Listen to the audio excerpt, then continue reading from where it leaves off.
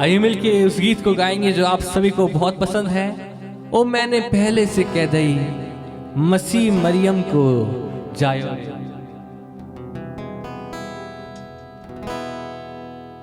मसीह मरियम को जायो रे, मसीह मरियम को जायो रे। ये पूरा गीत उस बात को बखान करता है किस प्रकार से स्वर्गदूत मरियम के पास आया और उससे बताया कि तू बेटा जनेगी, और मरियम ने सुन के क्या बोला और कैसे उस बात को रिसीव करा, उस बात को ये गीत बताता है और बहुत ही सुंदरता से इस गीत को लिखा गया है। आइए मिलके इस गीत को गाते हैं और प्रभु में आनंद मनाते हैं। ओ मैंने पहले से कह दई मसीह मरियम को जायो रे। ओ मैंने पहले से कह रही मसीह मरियम को जायो रे, मसीह मरियम को जायो रे, मसीह मरियम को जायो रे। ओ मैंने पहले से कह रही मसीह मरियम को जायो रे। ओ मैंने पहले से कह दई मसीह मरियम को जायो रे। ओ मैंने पहले से कह दई मसीह मरियम को जायो रे, मसीह मरियम को जायो रे, मसीह मरियम को जायो रे। ओ मैंने पहले से कह दई मसीह मरियम को जायो रे। ओ मैंने पहले से कह दी मसीह मरियम को जायो रे।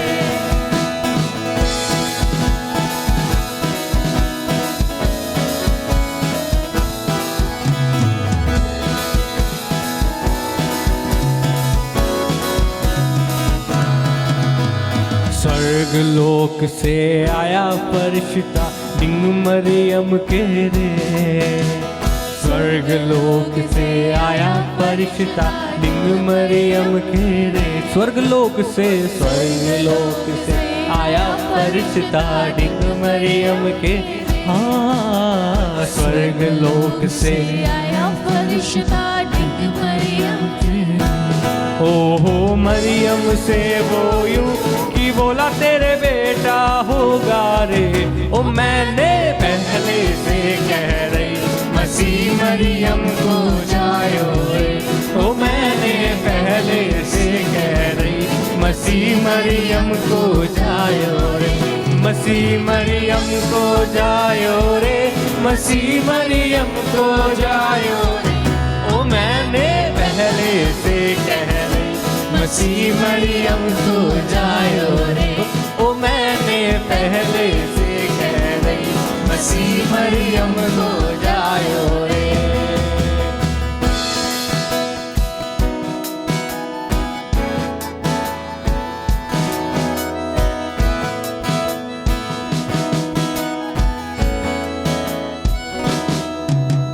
ये सुन करके मरियम बोली सुनो फरिश्ता रे।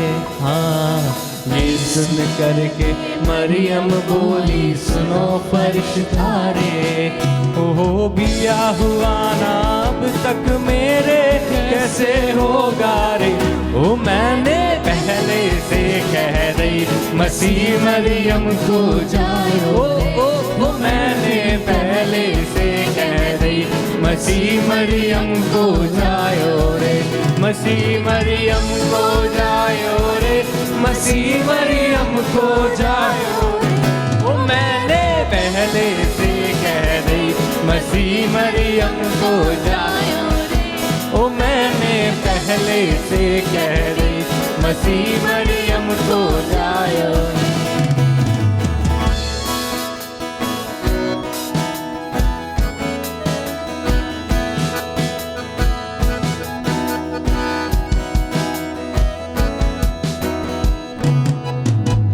इतना सुन के बोला फरिश्ता मैं समझाऊं तो। इतना सुन के बोला फरिश्ता मैं समझाऊं तो। रूहुल कुदस की कुदरत तो है साया डाले रे। वो मैंने पहले से कह रही मसीह मरियम को जायो रे।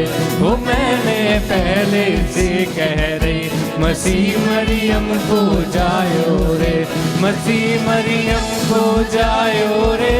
मसीह मरियम को जायो रे। मैंने पहले से कह रही मसीह मरियम को जायो रे। मैंने पहले से कह रही मसीह मरियम को जायो रे। मसीह मरियम को जायो रे। मसीह मरियम को जायो रे। Hallelujah, praise the Lord. बोलो खुदावन यीशु मसीह की जय। बड़ा दिन आया, बड़ा दिन आ पहुंचा, मुबारक हो, मुबारक हो। बड़ा दिन आया, बड़ा दिन आ पहुंचा, मुबारक हो। ओ बड़ा दिन आया, बड़ा दिन आ पहुंचा, मुबारक हो, मुबारक हो।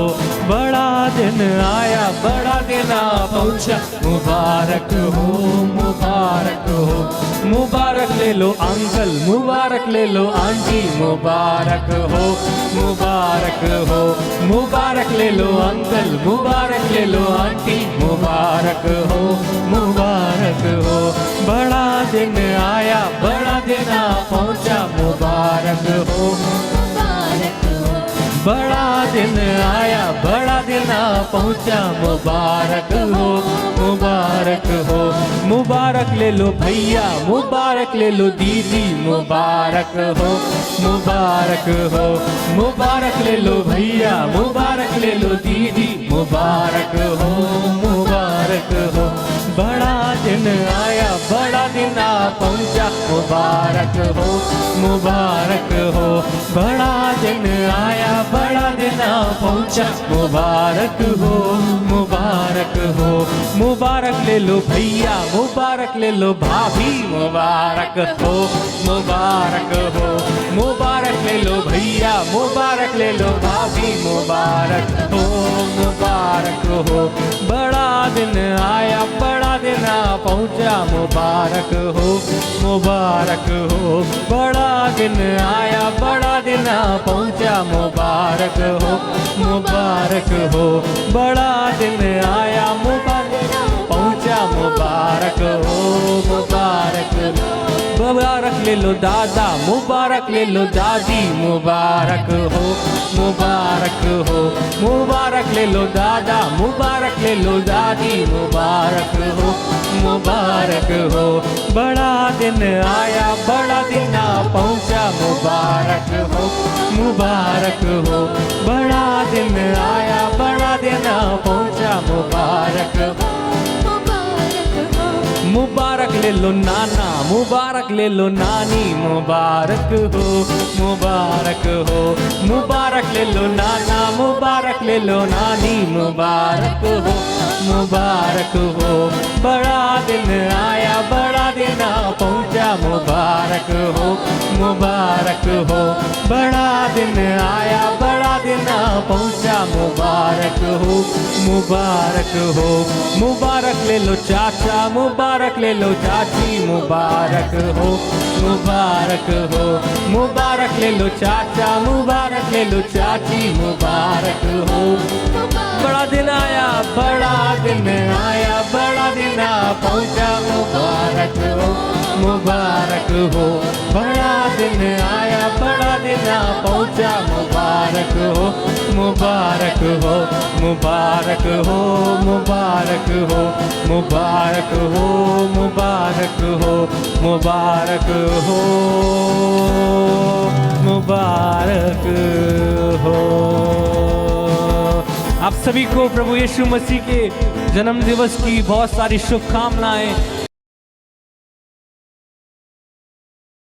Mount Carmel church Ajmer YouTube channel में जुड़े हुए सभी सब्सक्राइबर्स दर्शकों को जल्द आने वाले प्रभु यीशु मसीह के मधुर और मीठे नाम में आज की शाम एक और बार डेली ब्रेड कार्यक्रम में आप सबका अभिनंदन करता हूं।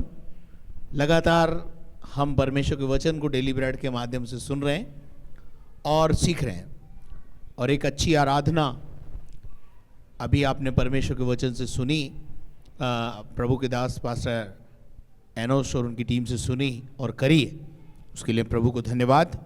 और अब ये समय है कि हम वचन की ओर जाएंगे और आज शाम वचन को खोलेंगे और मत्ती रचित सुसमाचार और उसका 12वां अध्याय और उसके 43 पद से लेकर 45 पद तक पढ़ें। जब अशुद्ध आत्मा मनुष्य में से निकल जाती है तो सूखी जगहों में विश्राम ढूंढती फिरती है और पाती नहीं। तब कहती है, मैं अपने उसी घर में जहाँ से निकली थी लौट जाऊंगी, और लौटकर उसे सूना, जहाड़ा, बुहारा और सजा सजाया पाती है। तब वह जाकर अपने से और बुरी 7 आत्माओं को अपने साथ ले आती है और वे उसमें बैठकर वास करती हैं, और उस मनुष्य की पिछली दशा पहले से भी बुरी हो जाती है। इस युग के बुरे लोगों की दशा भी ऐसी ही होगी। Praise the Lord. यहाँ हम देखते हैं कि प्रभु का वचन हमें इस बात को सिखाता है कि जब अशुद्ध आत्मा मनुष्य में से निकल जाती है तो पहली बात हमें यह समझना होगा कि अशुद्ध आत्मा मनुष्य में घुस जाती है। निकल जाती है वो तो जब हम प्रभु के दासों के पास जाते हैं, प्रार्थना करते हैं, करवाते हैं, उसके माध्यम से निकलती है दुष्ट आत्मा। परंतु दुष्ट आत्मा हमारे जीवन में घुस जाती है, हमारे जीवन में बैठ के राज्य करती है। इस बात को समझना मनुष्य के लिए जरूरी है। और मैं आपको बताना चाहता हूं कि जितने पाप हम अपने दैनिक जीवन में करते हैं, ये हम नहीं करते, परंतु ये दुष्ट आत्माएं और ये जो अंधकार की शक्तियां हैं वो हमसे करवाती हैं। हमारे जीवन के अंदर बैठकर हमें और हमारे परिवार को नाश करना और बर्बाद करना, ये इनका काम है। आज लाखों करोड़ों घर हैं भारत में जिनके घरों में पैसा है लेकिन शांति नहीं है। यह अशांति को लाने वाला कौन है आपके जीवन में? इस बात को आप अच्छी रीति से समझ लें। यह आपके जीवन में जो चिड़चिड़ापन आ गया है, अधिक क्रोध की आत्मा आ गई है, क्रोध करने लगे हैं बैठे बैठे, मानसिक तनाव हो रहा है, ये सब जो कुछ आपके जीवन में हो रहा है ये कौन लाता है? बाइबल में यूहन्ना 10:10 में लिखा हुआ है, चोर केवल चोरी करने, घात करने और नाश करने आता है। चोर कभी भी आपको जीवन देने नहीं आता, या खुशियां देने नहीं आता, या आपको बहुत सारी कीमती चीजें देने नहीं आता, परंतु चोर का काम है चुराना। ये दुष्ट आत्माएं जब आपके जीवन में आ जाती हैं, अशुद्ध आत्माएं बोलते हैं उनको, ईवल पावर्स बोलते हैं उनको, कुछ लोग उन्हें नेगेटिव पावर करके संबोधित करते हैं। ये सब एक ही चीज है मेरे प्यारे। लेकिन ये जीवन में जब आती हैं, हमारे जीवन को अस्त व्यस्त कर देती हैं, बर्बाद कर देती हैं। एक चोर जब अपने घर में, आपके घर में चोरी करके जाता है, आपकी कीमती और बहुमूल्य वस्त्रों को अस्त व्यस्त करके पटक जाता है, कमरे को अस्त व्यस्त कर देता है। उसके बाद जब आप उसे देखते हैं तो आपको लगता है कि मुझे इस मेरे कमरे को व्यवस्थित करना चाहिए।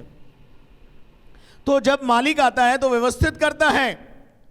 आज शाम मैं आपको बताना चाहता हूं, जो अशुद्ध आत्माएं आई, दुष्टता की ताकतें आई, अंधकार की ताकतें आई, नेगेटिव पावर्स आई, उन्होंने आपको और आपके परिवार को अव्यवस्थित कर दिया, अस्त व्यस्त कर दिया। लेकिन जब आपका मालिक, आपका परमेश्वर, पवित्र आत्मा आपके जीवन में फिर से आता है, वो आपके जीवन को व्यवस्थित करता है। और यहां लिखा हुआ है, जब अशुद्ध आत्मा मनुष्य के जीवन में से निकल जाती है तो कहां जाती है? बाइबल बताती है वो सूखी जगहों में विश्राम ढूंढती फिरती है, अर्थात दूसरा घर ढूंढती है। वो किसी ना किसी में निकल कर किसी और के जीवन में प्रवेश कर जाना चाहती है। और ऐसा भी कभी कभी होता है कि उस दुष्ट आत्मा को जो हमें निकाली गई है उसको अगर घर नहीं मिलता, एक अच्छा मकान नहीं मिलता, वो ढूंढती रहती है, वो वातावरण में घूमती रहती है, वो वायुमंडल में घूमती रहती है। मैं आपको बता देना चाहता हूं जिस प्रकार से स्वर्गदूत होते हैं और हमारे आजू बाजू होते हैं, और परंतु वो अदृश्य होते हैं, उन्हें आप अपनी ताकत से, अपनी बुद्धि और अपनी इन आंखों से देख नहीं सकते, परंतु कोई तो है जो आपको संभालता है। और परमेश्वर के द्वारा वो स्वर्गदूत एक भक्त को संभालने के लिए लगाए जाते हैं।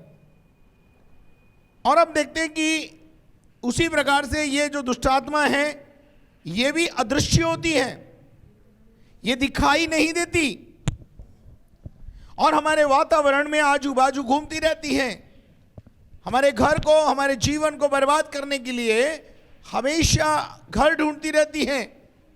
और बाइबल बताती है, और जब वो सूखी जगहों में विश्राम ढूंढती है और जब उसे घर मिल जाता है तो वो उस घर में टिक जाती है और फिर उस घर को बर्बाद करती है, क्योंकि उनके स्वभाव में है मानव जाति को बर्बाद करना, मानव जाति के अंदर गुस्सा और चिड़चिड़ापन उत्पन्न करना, मानव जाति के अंदर अशांति को पैदा करना, ये उनका स्वभाव है। इसीलिए उन्हें अच्छी आत्मा नहीं बोला जाता है, इसीलिए उन्हें अशुद्ध आत्मा बोला जाता है। अशुद्ध का मतलब होता है गंदगी फैलाने वाले, बुराई फैलाने वाले, बर्बादी लाने वाले। और हम देखते हैं कि वो यीशु मसीह ने कहा वो जगह ढूंढती है और जब वो नहीं पाती है तो घूम फिर करके वो कहाँ आती है, तब जाकर अपने से, तब वो कहती है कि मैं अपने उसी घर में जहां से निकली थी लौट जाऊंगी। हम देखते हैं कि वो आपके साथ कई सालों तक रहती है, इसलिए आपसे एक विशेष लगाव उसको हो जाता है। हम देखते हैं कि जिस प्रकार से हमें हमारे आजू बाजू रहने वाले लोगों से लगाव हो जाता है, उसी प्रकार से दुष्ट आत्माओं को भी आजू बाजू रहने वाले लोगों से या जिनके अंदर वो रहती है उनके अंदर एक विशेष प्रकार का लगाव हो जाता है और वो दुष्ट आत्माएं फिर से उसी घर में आती हैं, उसी व्यक्ति के पास आती हैं।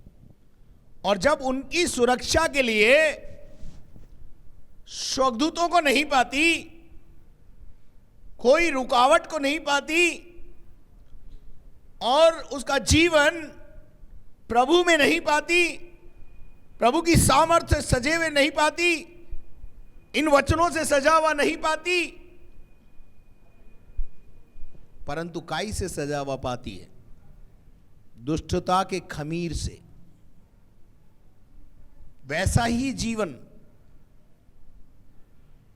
जैसे संसार जीता है, बचाने वाला कोई नहीं, ऐसे दशा में जब वो व्यक्ति को पाती है, अर्थात सुरक्षा के घेरे में नहीं पाती, तो वो दुष्टात्मा समझ जाती है कि इस व्यक्ति ने प्रभु यीशु मसीह को अपना व्यक्तिगत उद्धारकर्ता के रूप में स्वीकार नहीं किया है और वो उसका लाभ उठाती है। यहां पे लिखा है वो सजा सजाया पाती है। अब ये काई से सस्ती है वो मैं आपको समझाना चाहता हूं। ये अपने आप को संसार और दुष्टता की बातों से अपने आप को सजाता है। जो इंसान में से दुष्टात्मा निकल जाती है उसे अपना जीवन परमेश्वर के वचनों से सजाना चाहिए, परंतु वो वचन से नहीं सजाकर संसारिकता, दुष्टता का खमीर, झूठ फरेब, उसी में अपना जीवन को फिर से बिताते हैं और प्रभु को नहीं जानते, प्रभु के साथ एक कनेक्टिविटी नहीं होती, प्रभु के साथ एक संबंध नहीं होता, छुड़ाने वाले और बचाव के लिए स्वर्गदूतों को नहीं पाती, रास्ता बिल्कुल साफ पाती है। तो वो क्या करती है, अपने आप को और ज्यादा मजबूत करने के लिए उन दिनों में जब वो एक व्यक्ति में से निकाली जाती है और सूखी जगहों पे स्थान ढूंढती है, तो बहुत सारी और दुष्ट आत्माओं से उसकी मुलाकात होती है और वो पूछती है, भाई तुम यहां कैसे? बोले घर ढूंढ रहे हैं। बोले क्यों ढूंढ रहे हैं? बोले हमें भी निकाल दिया। और फिर उनके पास दोबारा जाती है। ये मत समझना उसको जाने में दो चार दिन लगते हैं। दुष्ट आत्मा यूं जाती है, यूं आती है। और जब आपका घर दुनियादारी से सजा पाती है, दुष्टता के खमीर से सजा हुआ पाती है, पाप से सजा हुआ पाती है, पाप में आपको इन्वॉल्व पाती है, व्यभिचार में आपको इन्वॉल्व पाती है, झूठ फरेब में आपको इन्वॉल्व पाती है, समझ जाती है कि ये घर मेरे लिए अभी भी खुला हुआ है। लेकिन अगर आपका घर वचन से सजा हुआ होता, पवित्र आत्मा से सजा होता, सच्चाई और ईमानदारी का पटुका आपने बांध लिया होता, परमेश्वर का आनंद आपके जीवन में होता, सच्चाई से कमर को कस लिया होता, झूठ फरेब आपके जीवन से बहुत दूर होता, तो दुष्ट आत्मा की बिसात नहीं है कि दुष्ट आत्मा आपके जीवन में फिर से प्रवेश कर जाए, पर वो प्रवेश इसलिए कर जाती है कि हम उनके लिए रास्ता खोल के रखते हैं, हम उनके लिए राह खोल देते हैं।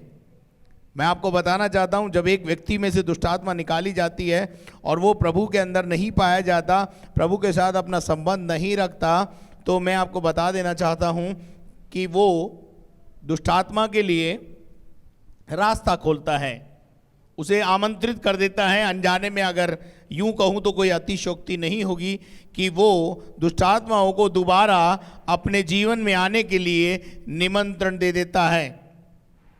मेरे अजीजों, मैं चाहता हूं कि इस समय मैं एक बात बताऊं आपको।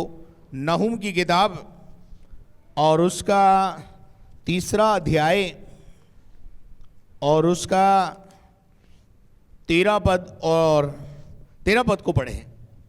देख, तेरे लोग जो तेरे बीच में हैं, हाँ। वे स्त्रियां बन गए हैं। तेरे देश में प्रवेश करने के मार्ग, तेरे बीच में जो तेरे लोग हैं वो क्या बन गए हैं? पुरुष हैं, लेकिन अपने आप को क्या बना लिया उन्होंने? वे स्त्रियां बन गए हैं। स्त्रियां बन गए हैं। और तेरे देश में प्रवेश करने के मार्ग, तेरे देश में, तेरे जीवन में प्रवेश करने के द्वार तेरे शत्रुओं के लिए बिल्कुल खुले पड़े हैं। किसके लिए खोल देते हम? तेरे शत्रुओं के लिए। हमारे शत्रुओं के लिए हम मार्ग को खोल देते हैं। हम उसे, यूं कहूं तो कोई अतिशयोक्ति नहीं होगी कि हम उसे गलती से नहीं, अनजाने में आमंत्रित कर देते हैं। आ जाओ जी और हमें बर्बाद करो जी। आप इतनी देर से बाहर क्यों खड़े हो? We are ready to receive you. मैं आपको बताना चाहता हूं, जैसे मैं कई बार बता चुका हूं, श्राप यूं ही नहीं पैदा होता, दुष्ट आत्मा आपके जीवन में यूं ही नहीं आ जाती हैं। आप उन्हें गलती से या अनजाने में आमंत्रित करते हैं। ऐसे बहुत सारे कारण हैं जिन्हें मैं इस YouTube के माध्यम से अगर बोलूंगा, जमाना तिलमिला जाएगा। लेकिन अगर आप जानना चाहते हैं कि वो कौन से कारण हैं जिनके कारण दुष्ट आत्माएं हमारे जीवन में आ जाती हैं, पर्सनल व्यक्तिगत संपर्क जब आप मुझसे करेंगे, मैं जरूर आपको बताऊंगा। मैं जानता हूं कि अगर मैं खुलेआम इस प्रकार से आपको बताऊंगा तो मैं अपने दुश्मनों की संख्या को बढ़ा दूंगा। मैं चाहता हूं कि आप इस बात को समझें। बहुत सारे ऐसी बातें होती हैं जो हम जाने अनजाने में करते रहते हैं, हमें पता ही नहीं होता।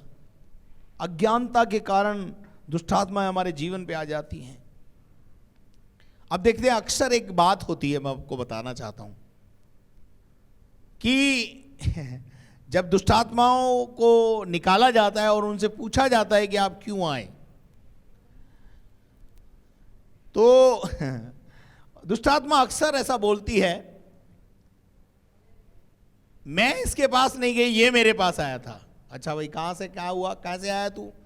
बोले साहब ये फलानी जगह पर पेशाब कर रहा था। अब देखिए, पेशाब घर गवर्नमेंट ने हर जगह बना रखे, तुम गलत जगह पर पेशाब करोगे तो दुष्ट आत्मा नहीं आएगी तो कौन आएगा, है ना।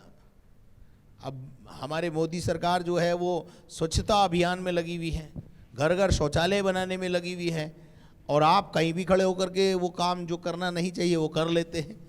फिर वो दुष्ट आत्मा आपको बोलती है, अच्छा तूने कानून तोड़ा, देख अब मैं तेरे को बताती हूँ, और दुष्ट आत्माएं वहाँ से आपके जीवन में लग जाए। एक छोटा सा उदाहरण दिया है ये तो मैंने आपको, जो अक्सर हमको देखने को मिलता है। लेकिन अगर आप वहाँ जहाँ आपको नहीं खड़ा होना चाहिए, जहाँ आपने यूरिन नहीं करना चाहिए, अगर आप नहीं करते तो शायद ये परेशानी आपके जीवन में नहीं आती। ऐसी छोटी छोटी बातें अनजाने में आपसे हो जाती हैं और दुष्ट आत्माएं आप पर कब्जा कर लेती हैं। मेरे अजीजों, यहां पर हम देखते हैं क्या लिखा है, तेरे देश में प्रवेश करने के मार्ग तेरे शत्रुओं के लिए बिल्कुल खुले पड़े हैं। हम द्वारों को खोल देते हैं, हम दुष्ट आत्मा निकालते हैं। कई लोगों में से हम दुष्ट आत्मा निकालते हैं, 6 दिन बाद 7 दिन बाद वो वापस आते हैं। क्या हो गया? अरे साहब फिर से आ गई। अरे भाई फिर से कैसे आ गई? पूछते हैं उससे, भाई क्यों आ गई? बोले जी इन्होंने ही आमंत्रित किया। कुल मिलाकर कहने का अर्थ यह है कि बहुत सारी अनजानी बातें हैं, अज्ञानता के कारण जो है दुष्ट आत्माएं हमारे जीवन में फिर से आ जाती हैं। यहां लिखा है, और रुकावट की छड़ें आग का कोर हो गई हैं। रुकावट की छड़ का क्या मतलब है? जो बाढ़ लगाई थी, जिसके जो बाढ़ हमेशा शत्रु को से रक्षा करने के लिए लगाई जाती, परंतु वो बाड़ी जल जाए, बाड़ी आग का कोर हो जाए, तो फिर शत्रु के लिए तो रास्ता खुला हुआ है। हम दुष्टात्माओं के लिए जब रास्ता खोल देते हैं, जब हम अपने जीवन को दुष्टता के खमीर से अर्थात पाप से, संसारिकता से अपने हृदय को और अपने जीवन को सजाते हैं,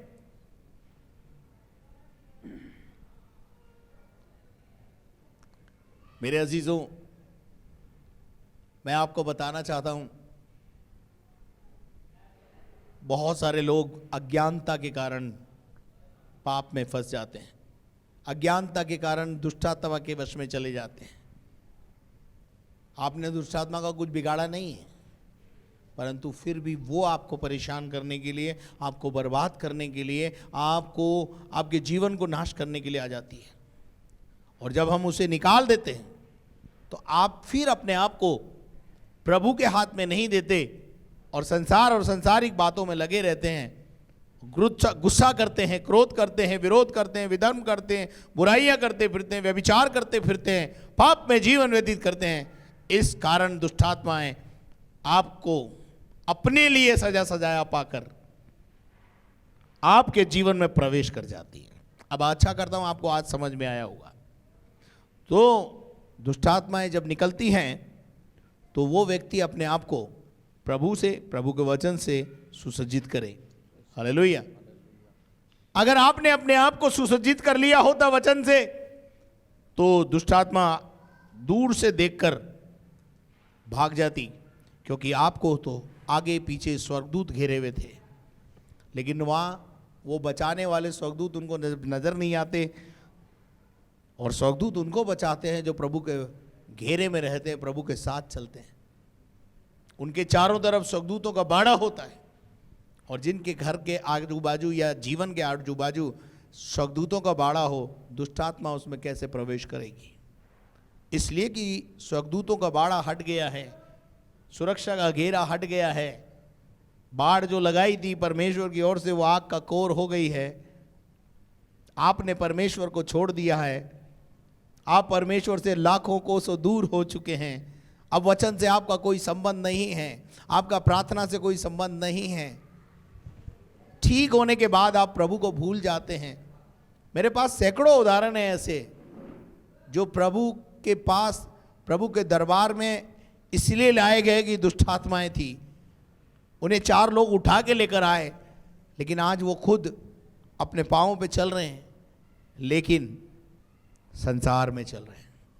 ऐसे लोगों को मैं सावधान करना चाहता हूं। अचानक एक दिन ऐसे फंदे में पड़ोगे कि तुम्हारी हालत जो पहले थी उससे भी ज्यादा खराब होगी। जब आपका जीवन वचन से सुसज्जित नहीं होगा, प्रभु और उसकी आत्मा से सुसज्जित नहीं होगा, तब शैतान आकर उसका लाभ उठाएगा और आपको घेर लेगा। Praise the Lord. तो क्या लिखा है देखेंगे हम यहां पर 44 पद में लिखा है, और वो कहती है कि मैं उसी अपने घर में जाकर जहां से निकाली गई थी लौट जाऊंगी, और लौटकर उसे सूना झाड़ा बुहारा सूना और झाड़ा बुहारा। सूना का क्या मतलब होता है? सुनसान, कोई संगति नहीं, कोई प्रार्थना नहीं। सूना, कोई प्रार्थना नहीं, कोई संगति नहीं, कोई वचन नहीं, सूना पड़ा है। इंसान का जीवन सूना हो जाता है बिना प्रार्थना के, बिना वचन के, बर्बाद हो जाता है। चलिए आगे बढ़िए। सूना और झाड़ा बुहारा और सजा सजा पाती है। सजा सजाए मैंने आपको बताया काई से सस्ते हैं। तब वो दुष्ट आत्मा क्या करती है? उसका लाभ उठाती है। और क्या करती है? बड़ी तब वह जाकर अपने से और बुरी 7 आत्माओं को, तब वो जाकर अपने साथ में जिन लोगों से जब वो जो सुने स्थानों पे जगह ढूंढ रही थी उनसे मुलाकात होती है, और उनके बाद दोबारा जाती है और बुरी 7 आत्माओं को अपने साथ ले आती है। कैसी आत्मा? 7 बुरी आत्माओं को। कैसी आत्मा? बुरी 7 आत्माओं को। बुरी बुरी बुरी। क्यों वो ऐसी बुरी आत्माओं को साथ लाती है? ताकि दोबारा हम उसके जीवन पर गढ़ बनाकर राज्य करें, और वे उसमें बैठकर वास करती हैं। वो उसमें बैठकर क्या करती हैं? वास करती हैं। वास का मतलब होता है निवास करती हैं। वास का मतलब होता है अपना स्थान बना लेती हैं उस व्यक्ति के घर को, उसके जीवन को। और उस मनुष्य की पिछली दशा पहले से भी बुरी हो जाती है। सुन लेना, उस मनुष्य की पिछली दशा पहले से भी बुरी हो जाती है। जो पहले जो एक दुष्ट आत्मा थी, अभी कितनी हो गई? 7 और 1 8। अब वो 7 और गई होंगी तो कितनी लाए होंगी मुझे नहीं पता। मैंने तो यहाँ पे देखा, यहाँ पे जब लोग आते हैं तो जो प्रभु में नहीं बने रहते उनमें 4-4 हजार, 2-2 हजार, 3-3 हजार दुष्ट आत्माएं होती है। एक दिन एक दुष्ट आत्मा के केस को निकाल रहा था तो वो मुझसे बोला कि तू मुझे नहीं निकाल सकता। मैंने बोला क्यों नहीं निकाल सकता? बोले हम बहुत हैं। मैं बोला कितने हो? बोले हजारों में हैं। मैंने बोला कोई बात नहीं। मेरे यीशु मसीह ने 6000 दुष्ट आत्मा निकाली एक ही झटके में। कितनी? 6000 दुष्ट आत्मा एक झटके में निकाली मेरे यीशु मसीह ने। और उसी यीशु मसीह ने मुझसे कहा, सुनना ध्यान से, तुम मुझ पर विश्वास करोगे तो मुझसे भी बड़े बड़े काम करोगे। अगर यीशु मसीह ने 6 निकाली तो 12 का अधिकार मुझे, 12,000 का अधिकार मुझे दे के गया है। और जब मैंने ये बात बोली तो दुष्ट आत्मा समझ गई इससे जीतना भारी है, और वो कहने लगी तुझ में वो ताकत नहीं कि मुझे निकाल दे। मैंने बोला तूने सही पहचाना, मुझ में वो ताकत नहीं कि मैं तुझ में से दुष्ट आत्माओं को निकाल दूं, पर मेरे अंदर एक यहूदा का शेर रहता है, उससे भिड़ना तेरे बस की बात नहीं है। और जब मैंने ऐसा बोला तो वो समझ गई और उसी क्षण उस व्यक्ति को छोड़कर हमेशा के लिए चली गई। ऐसे कई अनुभव हैं जीवन में, खट्टे और मीठे। दुष्ट आत्माएं चुनौती देती हैं, हम तुझे बर्बाद कर देंगे। हम उनकी इस प्रकार की भभकियों में आते नहीं हैं, क्योंकि हमें मालूम है जो बादल गरजते हैं वो बरसते नहीं हैं। हमें पता है उसकी सामर्थ और हमें पता है हमारी सामर्थ। हालेलुया। वो 7 दुष्टात्माओं को और ले आती है और उस मनुष्य की दशा पहले से भी खतरनाक खराब अवस्था में हो जाती है। Praise the Lord. पढ़िएगा क्या लिखा है। उस मनुष्य की पिछली दशा उस मनुष्य की पिछली दशा पहले से भी बुरी हो जाती है, पहले जो दशा थी उससे भी बुरी हो जाती है। और इस युग के बुरे लोगों की दशा भी ऐसी ही होगी। इस युग के बुरे लोगों की दशा, बुरे लोग यानी जो चमत्कार के पीछे भागते हैं। ये फरीसी क्या कह रहे थे, एक चमत्कार हमें भी दिखा दे, हम भी चमत्कार देखना चाहते हैं। यीशु मसीह ने कहा, चमत्कारों के पीछे भागने वालों, तुम्हारी दशा इससे भी ज्यादा खराब होगी। आज शाम मैं अपने कथन को विराम देने से पहले चाहता हूं 2 पतरस 2 अध्याय उसके 20 पद से लेकर के 22 पद तक पढ़ें। वहां एक बात मैं आपको समझाकर अपने कथन को विराम दूंगा। पढ़ें 2 पतरस 2 अध्याय और उसके 20 पद से पढ़ें। जब वे प्रभु और उद्धारकर्ता यीशु मसीह की पहचान के द्वारा संसार की नाना प्रकार की अशुद्धता से बच निकले। अब ध्यान से सुना यहां क्या लिखा है। जब वे प्रभु और हमारे उद्धारकर्ता यीशु मसीह के पास आए, यानी उसको पहचाना, और यीशु मसीह ने हमारे अंदर से तमाम दुष्टता को, तमाम शैतान के साम्राज्य को उखाड़ के फेंक दिया। उसकी पहचान के द्वारा संसार की नाना प्रकार की अशुद्धता से हम क्या गए, बच निकले। उस सड़ाहट से बच गए, उस नेगेटिविटी से बच गए, उन अशुद्ध आत्माओं से बच गए, तांत्रिक विद्याओं से छुटकारा मिला, दबाव से बाहर आ गए, मानसिक तनाव से बाहर आ गए। कैसे? उसकी पहचान के द्वारा। उसको जब हमने पहचाना, यहां लिखा है और जब वे फिर उनमें फंसकर हार गए। वापस पढ़िए। जब वे प्रभु और उद्धारकर्ता यीशु मसीह की पहचान के द्वारा, उसकी पहचान के द्वारा संसार की नाना प्रकार की अशुद्ध आत्माओं से, अशुद्ध बातों से बच निकले। यानी प्रभु ने तुम्हारे पर अनुग्रह किया और तुमने उस अनुग्रह की आत्मा का अपमान किया और फिर उनमें फंसकर हार गए, और फिर संसार में फंस गए। आजाद किए गए, लेकिन फिर कहां फंस गए? संसार में फंसकर हार गए। संसार में फंस गए। संसार में फंसने के बाद आदमी जीतता नहीं, ध्यान रखना। जीत तो मसीह यीशु में है। हालेलुया। संसार में फंसकर मनुष्य क्या प्राप्त करता है? पराजय, असफलता। सफलता नहीं, पराजय। हम डॉक्टर बन गए, इंजीनियर बन गए, या आप बहुत बड़े विद्वान बन गए, कलेक्टर बन गए, या कुछ और बन गए, ये आपका विजय का सिंबल नहीं है। आपकी विजय का सिंबल है कि इन सफलताओं के बाद आपके जीवन में शांति कितनी है, आपके घर में शांति कितनी है। बड़े बड़े अधिकारियों के घरों में पत्नी परेशान है, बच्चे परेशान हैं। क्यों पत्नी और बच्चे परेशान हैं? अवैध पैसा घर में आ रहा है। गलत काम करोगे तो गलत ही होगा ना भाई। उसकी पहचान के द्वारा तुम्हें छुटकारा मिला, और फिर से तुम कहां फंस गए जाकर? फिर उनमें फंसकर हार गए। फिर उनमें फंसकर तुम हार गए, और तो उनकी पिछली दशा पहले से भी बुरी हो गई है। लो बोलो। हाँ जी, पिछली दशा पहले से भी बुरी हो गई है। पहले से भी बुरी हो जाएगी तुम्हारी दशा। आगे बढ़िए।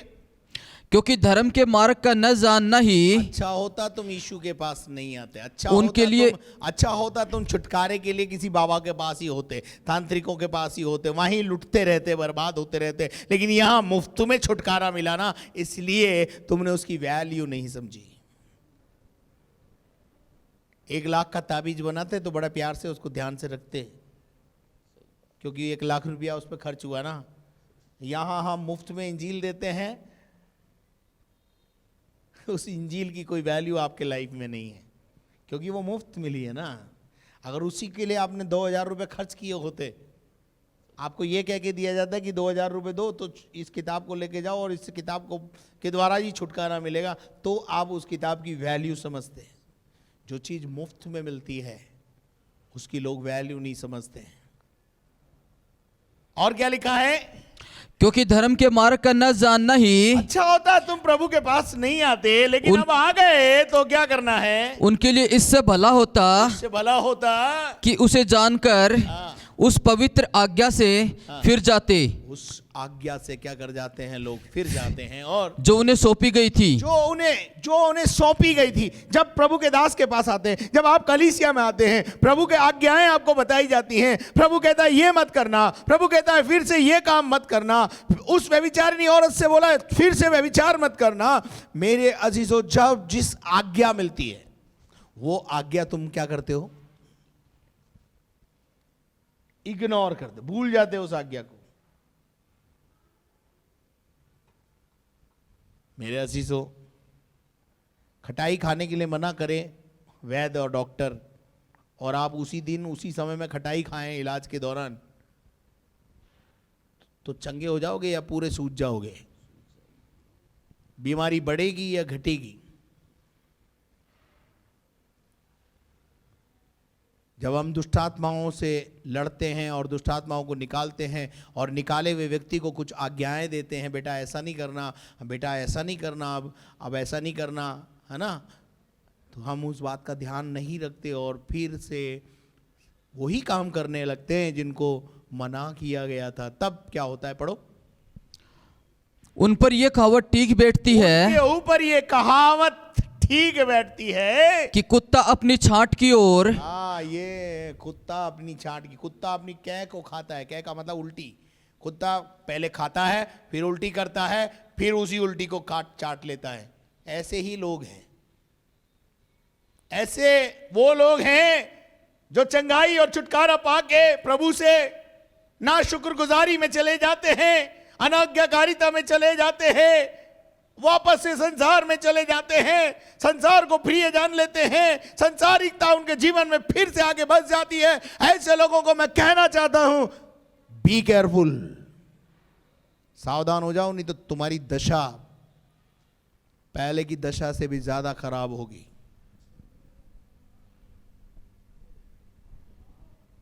मेरे अजीजों, मैं बहुत ऐसे लोगों को जानता हूं जिनकी दशा इसलिए खराब हो गई कि वो प्रभु को छोड़कर वापस संसार में चले गए।